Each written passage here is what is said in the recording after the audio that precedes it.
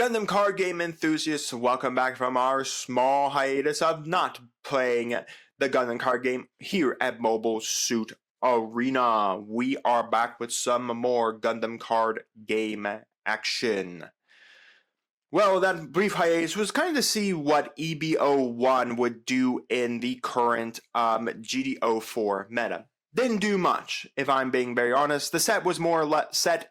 The set and ST10 are more set for like Gundam's team battle mechanic as well as a 4-player battle mechanic. That was what the set was more or less based for, 100%, rather than the normal like 1v1 we see in the Gundam card game, especially where you see once GD05 officially releases to the format. So we're back. We're going to be playing not a deck with any of the EB01 or ST10 cards. We are back with an old classic from all the way back from GD01. We have Justice Blockers, red-white Justice Blockers. Not with the Providence Gundam though, just good old OG Justice Blockers.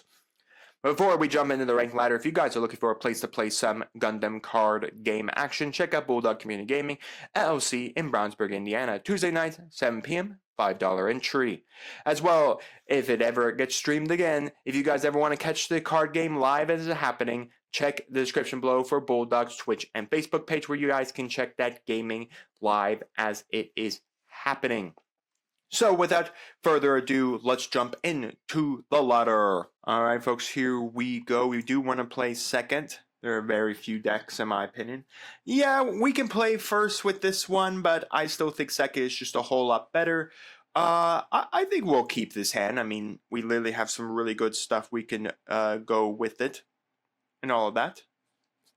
So it looks like our opponent is going to take a mulligan here, and they are going to see what new cards they can pull for their deck and all of that, or whatever they're playing.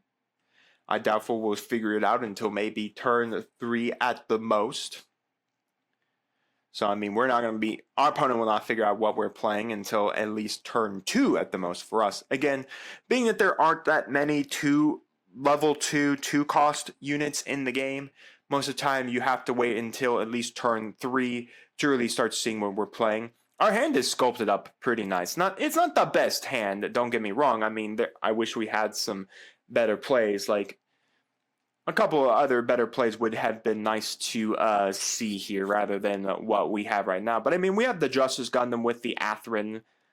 Or, sorry, not the Atherin. No, it is Atherin.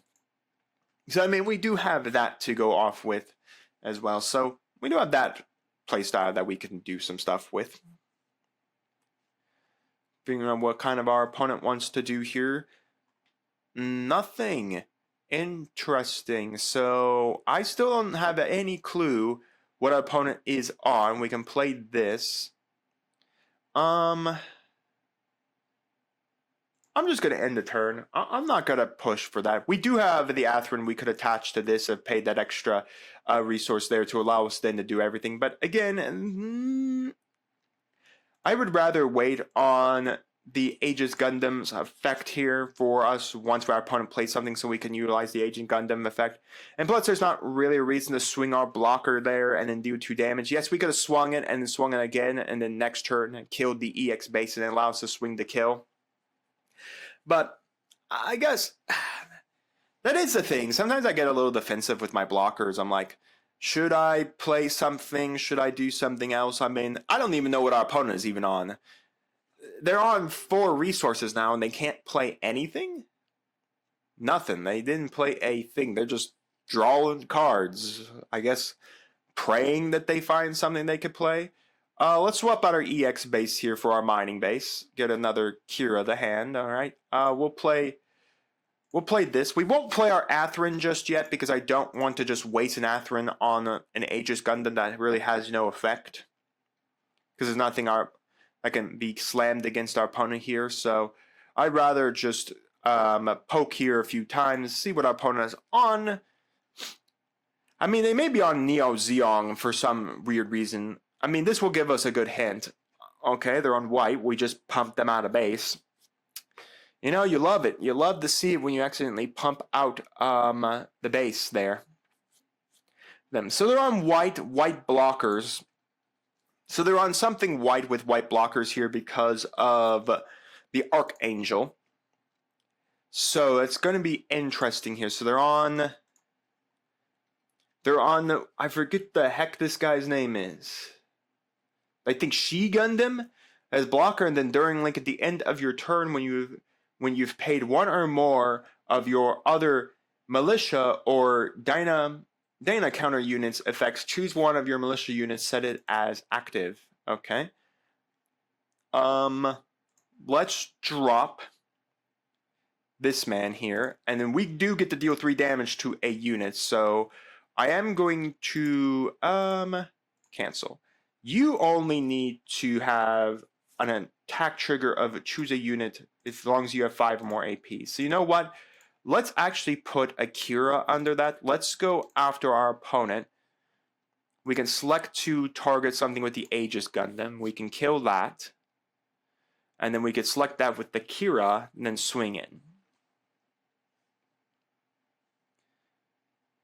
This will be a kill straight through the Archangel, which wouldn't allow us to swing with one of our blockers if we wanted to chip another shield off here. So again, that doesn't need a win linked effect or anything like that. This just was an on-tack trigger as long as you have 5 or more AP. Man, my opponent is taking forever to select something. It's either block Sun and die or let the base die. I mean, that's it.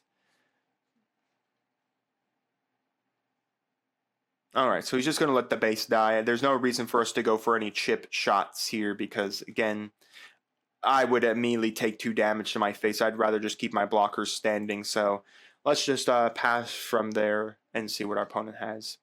Again, a nice little way to get rid of this Gundam very, very quickly here because, again, it had only 3 health points left. So it's level 5 or higher and deal 3 damage to it. That's hilarious. So, I mean, not too bad there. Oh my goodness, it's the Silver Bullet! And unfortunately, the Silver Bullet also has the ability to be negated. So, hilariously enough, the Aegis Gundam can't do anything to the Silver Bullet. Because if I use the damage to go after the Silver Bullet, it immediately removes all that damage onto it. Which is hilarious, but yeah, it sucks. We could do this. This has 4 or less AP, so we can do that one. That's actually pretty nice. So we have the Atherin play as well. So let's do this. Let's play this. Let's go bounce back to hand. We can attack. This will have no trigger. We can select with the Kira, and then we swing on base. No blocker has been assigned. So we swing, we attack. After that, we attack again. Chip our opponent for 1 more.